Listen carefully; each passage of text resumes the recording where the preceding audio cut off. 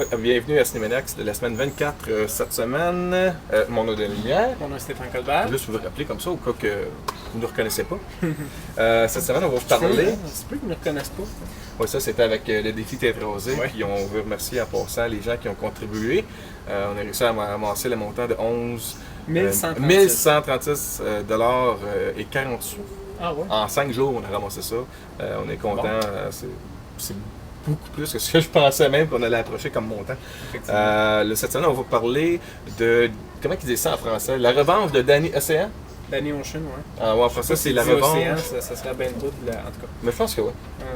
Ah, non. C'est Ocean's 13, c'est le film que tout le monde connaît avec George Clooney, Brad Pitt, Bernie Mac, Don Cheadle, Al Pacino, Andy Garcia. Andy Garcia, il y a un paquet de monde là-dedans. Autrement dit, c'est le film à aller voir quand on voulait voir un paquet de vedettes ensemble. Tu veux peut-être dire un peu qu'est-ce que tu en penses du film? Ben ok, moi, parce que Denis n'a pas vu le 2, moi, c'est sûr que ça... Ça a l'air, j'ai rien manqué, par exemple. Ouais, c'est ça. C'est pour ceux qui...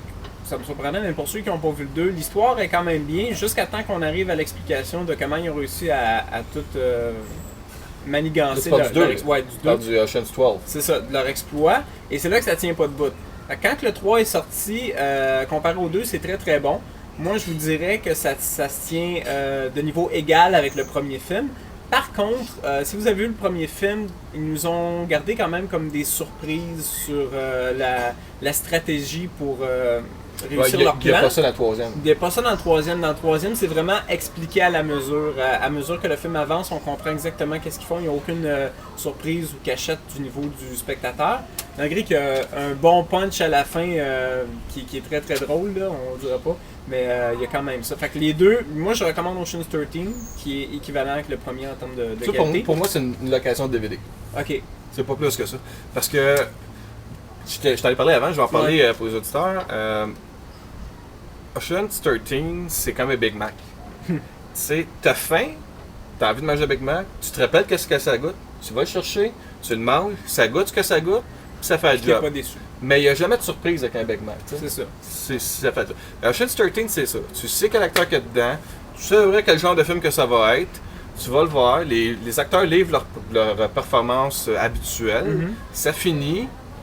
Et voilà. C'est un bon divertissement. Il y a pas vraiment c'est rien de plus, par exemple. Il n'y a rien d'innovateur. C'est ça. Je pense que c'est ça. Nous autres, c'est un peu qu'est-ce qu'on cherche les deux dans les films. Souvent, quand on apprécie des moments le plus des films, c'est quand il y a quelque chose d'innovateur par rapport aux suites. Puis, dans ce film-là, c'est pas le cas. Et un seul point peut-être négatif, c'est la performance d'Al Pacino. Qui est très... Ben, pas qu'il est... C'est que c'est plus que c'est... Encore là, c'est ça. C'est qu'il n'y a rien de surprenant, il n'y a rien de puissant. On est habitué de voir Al Pacino avec des rôles très très intenses.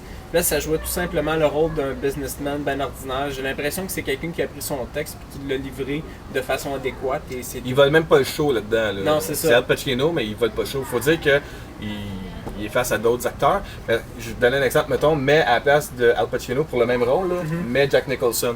Là, c'est carrément un autre film différent avec ça. Mais gars, je peux te dire exactement, c'est de façon très spécifique, qu'est-ce qui me chicote un petit peu, c'est que chaque personnage dans le film Ocean's 13, comme dans les films précédents, ont chacun leur petit style, leur certaine personnalité, quelque chose qui diffère leur personnage des autres acteurs durant le film. Et malheureusement, Al Pacino n'a pas ce petit côté-là qui démarque, qui fait que son personnage est unique et différent de tous les autres acteurs de gros calibre dans ce film-là. Alors c'est ça un peu moi qui tu vas faire une méchante phrase, toi, là. J'ai essayé. Un Scrabble, ça serait bon, ça. Ouais. Okay. Alors, en gros, c'est ça. C'est un petit peu... mais à part ça, c'est un bon divertissement. Si vous allez le voir, vous ne serez pas déçus. Et puis, mais malgré que je suis d'accord avec toi, ça peut être juste une location en DVD. C'est ça que je disais. Fantastic Four, c'est au cinéma, par exemple. Ça, c'est clair. Ouais, on vous en parle la semaine prochaine.